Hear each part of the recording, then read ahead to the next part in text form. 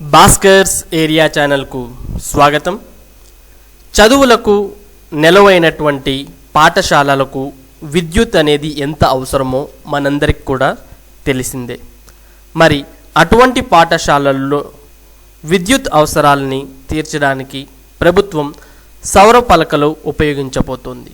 మరి దానికి సంబంధించిన పూర్తి వివరాల్లోకి వెళ్తే,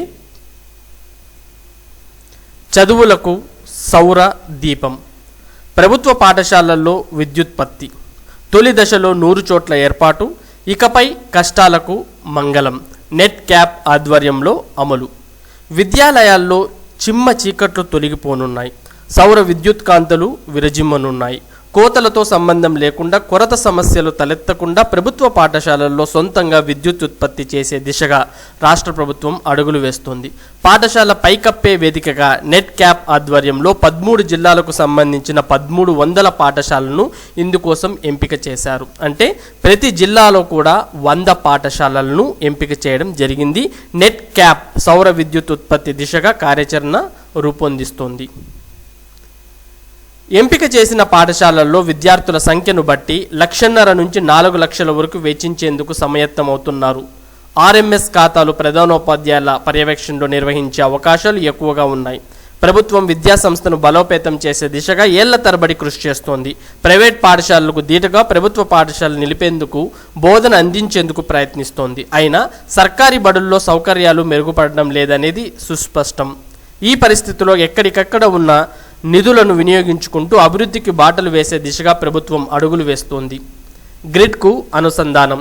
ఈ పాఠశాలల్లో ఉత్పత్తి చేసే సౌర విద్యుత్ను స్థానిక అవసరాలకు వినియోగించుకోనున్నారు. ఆయా చోట్ల గదుల్లో ఉన్న విద్యుత్ దీపాలతో పాటు ఫ్యాన్లు అవసరానికి వాడుకోనున్నారు.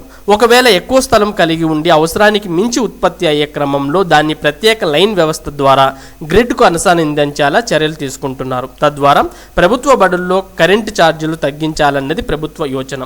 ప్రస్తుతం ప్రాథమికంగా 100 పాఠశాలల్లో ఏర్పాటు చేసేలా అడుగులు పడుతున్నాయి.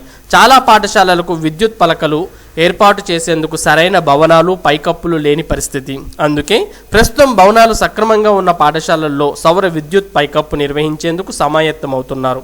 ఇప్పటికే జిల్లా విద్యాశాఖ వర్గాలకు ప్రాథమిక ఆదేశాలు అందాయి.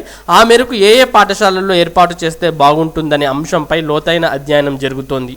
ఒక్కో పాఠశాలలో 3 నుంచి 10 కిలోవాట్ల వరకు విద్యుత్ ఉత్పత్తి చేయాలన్నది లక్ష్యం.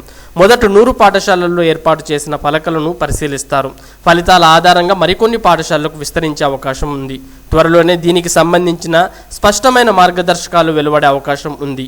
ఇదే అంశంపై విద్యాశాఖాధికారిని సివి రేణుక ఈనాడుతో మాట్లాడగా, సౌర విద్యుత్ ఉత్పత్తి అంశానికి సంబంధించి ప్రస్తుతానికి ప్రాథమిక ఆదేశాలు వచ్చాయని, దీనిపై కసరత్తు జరుగుతోందని అన్నారు. త్వరలోనే దీనిపై స్పష్టమైన ఆదేశాలు వచ్చే అవకాశాలున్నాయని తెలిపారు. విద్యాశాఖ నుంచి ప్రతిపాదనలు రాలేదు. సౌర విద్యుత్ ఫలకల ఏర్పాటుకు సంబంధించిన ఉత్తర్వులు జారీ అయ్యే చాలా రోజులు కావస్తోంది. విద్యాశాఖ నుంచి ఎలాంటి ప్రతిపాదనలు రాలేదు. విద్యాశాఖ పాఠశాలలకు ఎంపిక చేసి జాబితా పంపితే వాటిలో అర్హత ఉన్న పాఠశాలను నెట్ క్యాప్ ఓ సర్వే ద్వారా నిర్ధారిస్తుంది. సౌర ఫలకలను ఏర్పాటు చేయాలంటే పాఠశాల పైకప్పు అందుకు అనుకూలంగా ఉండాలి. పైకప్పు మీద నీడ ఉండకూడదు. రేకుల షెడ్లు, శిథిలావస్థలో ఉన్న పాఠశాలలు పనికిరావు. అన్ని అర్హతలు ఉన్న పాఠశాలల్లో సౌర విద్యుత్ పలకలు ఏర్పాటు చేస్తాం అంటూ డివి ప్రసాద్, నెట్ క్యాప్ డిఎం తెలియజేయడం జరిగింది. సో టోటల్గా ప్రభుత్వం అయితే పాఠశాలల యొక్క పైకప్పులను ఉపయోగించుకొని సౌర విద్యుత్ అనేది ఉత్పత్తి చేసి ఆ విద్యుత్ స్కూళ్లలో ఉపయోగించడానికి, ఒకవేళ ఈ విద్యుత్ అధికంగా ఉంటే వాటిని స్థానిక అవసరాల కోసం వినియోగించడానికి గ్రిడ్ కూడా కనెక్ట్ చేయడం జరుగుతుంది. ఇది ఒక విధంగా పాఠశాలలకు ఆదాయ వనరుగా కూడా పనికిరాబోతోంది. మరి ఇలాంటి మంచి కార్యక్రమాలు పాఠశాలల్లో రూపుదిద్దుకుంటే మరి పాఠశాలలు కూడా ఎంతో అభివృద్ధి చెందుతాయనే విషయం మనందరికీ తెలిసిందే. మరి ఇది విద్యా ఉద్యోగానికి సంబంధించిన సమాచారం.